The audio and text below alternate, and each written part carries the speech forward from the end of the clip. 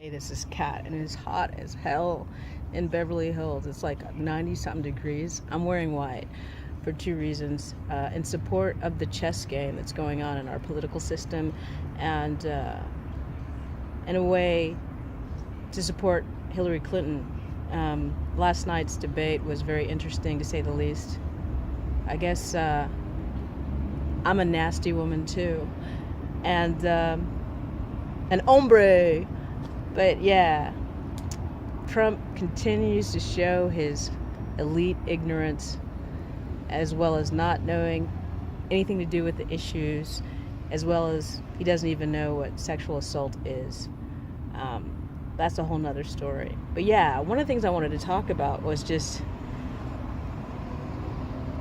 what does it take to get some of the public to believe victims of violent or sexual crime? Because I've noticed over the last year or two, starting off, let's say, the Cosby situation, so many people didn't believe those women who came forward afterwards. Also, there was an issue with a porn star. I don't even want to remember his name, but there was alleged abuse issues going on the set, and a lot of men, and, I guess there were some women that were like, those people chose to do pornography, so it doesn't really matter. They're pretty much just whores anyway. But then you fast forward to, a long time ago, it was Bill Clinton and his issues with women coming up and saying that he acted inappropriately. And then, of course, fast forward to Billy Bush and Donald Trump. And then Donald Trump saying it wasn't sexual assault after he says he grabs women by the pussy. I've said it before, that frat boy mentality of just doing whatever you want, the privilege.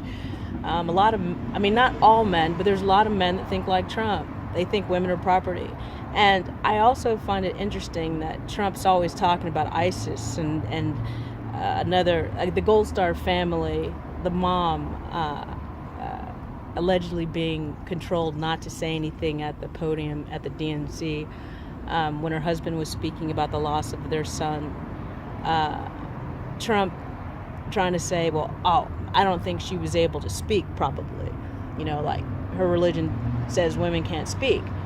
So on one hand, Trump tries to push that other people are ignorant, closed-minded, sexist, yet everything he does proves that he's what he accuses other people to be. And I don't understand how anybody who's sane and logical and listens to what the man says based on also the accusations of others, they don't see a problem there. But the Billy Bush thing frustrated me a lot, because as a woman who works in the media, and I've worked in entertainment before, ever since I was a kid, I've had to deal with harassment, the probability of sexual assault. When I stood up, men calling me a bitch, trying to intimidate me physically or emotionally when I was working because they weren't used to a woman being very good at her job. There's all kinds of labyrinths that women and men too as well have to go through when somebody makes unwanted demands on them. So again, I keep wanting to say to people, what must victims do for you to believe us? But then, you know what? It's not even about the people that don't believe us. I think we have to just stand up, even if we lose in court or lose in public opinion. We have to stand up and stop being victims and saying, this is what happened to me, and whether people are rude to us, harass us, lie about us in the media, like TMZ lied about me. In regards to my situation with Cat Williams and Suge Knight, they said I wasn't injured. Lawyers leaked information to them. TMZ, one of the people that worked for TMZ called me on the phone and said, nobody's going to help you. And as a victim of a violent crime, that's very traumatic. But see, that's the game these people do. They try to harass you, they try to intimidate you, and they try to disparage you from coming forward. So all I'm trying to say is that, yeah, I'm a nasty woman. I stand up for myself. Even if other people don't agree, even if people don't like it, I'm going to tell my truth. So it's not about what they think about me, it's what the facts are. And I just think, again, all of us, female or male, we have to call out when we see people treating people badly. We can't just sit on our butts and not do anything, because this is what, on the positive side, what Trump has done. He's brought these issues to the forefront. It's become a national discussion. Women that kept a lot of their rage and their pain inside, and I guess men too, have come forward and started discussing things. Because like I said before, men get harassed too, especially in the entertainment industry. I had boyfriends that were sexually harassed by casting directors of both sexes. So it happens to both sexes. Don't just think that women are only victims of violent or sexual or assault or harassment or rape. It happens to both, and both sexes can be guilty of it. So again, the only positive thing I can get out of Trump is that he's causing people to have a discussion. But this is not the 1950s. This is not Mad Men, how they treated women back then.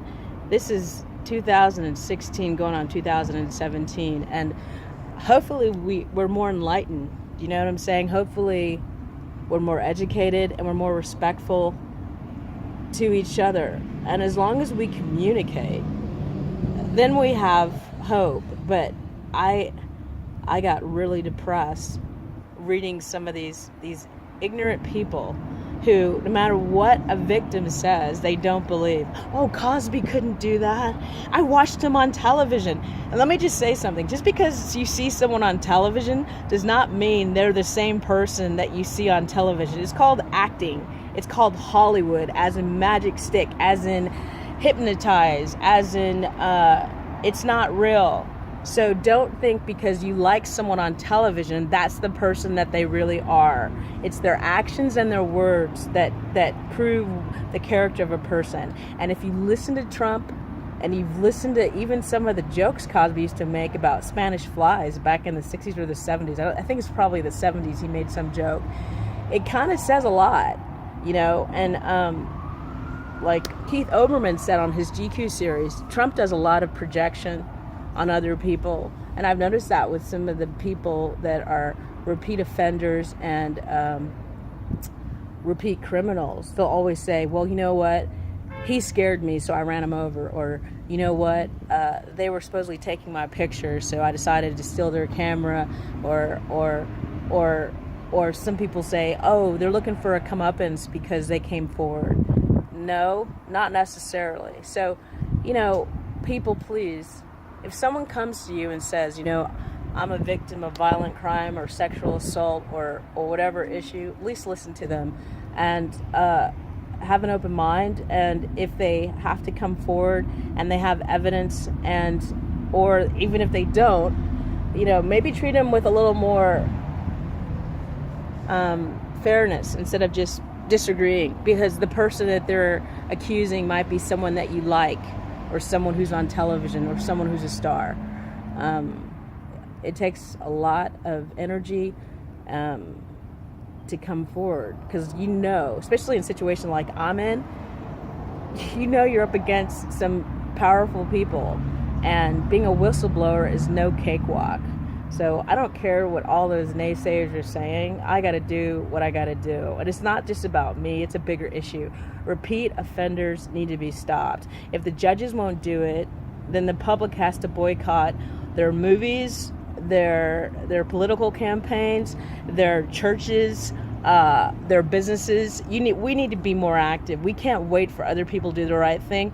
We as a people have to do the right thing in our actions and what we spend money on. So if someone abuses somebody or has a history of abuse, you shouldn't be watching their movies, or you shouldn't be buying whatever they're selling. Like I said, we got to take responsibility for our actions.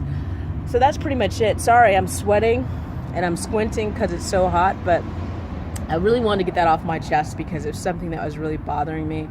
And you're not a victim, you're a survivor. Just remember that. Don't let people get you down with their negativity. You've got to do whatever you got to do to get back on your feet and to be mentally well and emotionally well. No one has the right to take away your dignity. Whether they're rich or poor, it doesn't matter. Whether they're a preacher or a priest or a teacher or a parent or a boyfriend or a wife or a husband, you know, you have to take care of yourself and have your own dignity. Don't let anyone take that away from you. So I hope you get what I'm saying. Much love. And thank you all the fans that found me again on YouTube and online.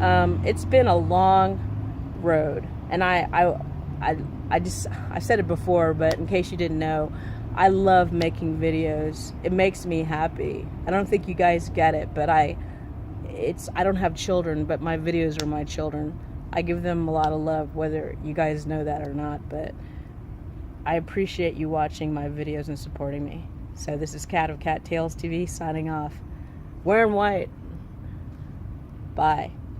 Oh yeah, check out my .com. It's Kat, KATTALESTV.com. Thanks. Bye.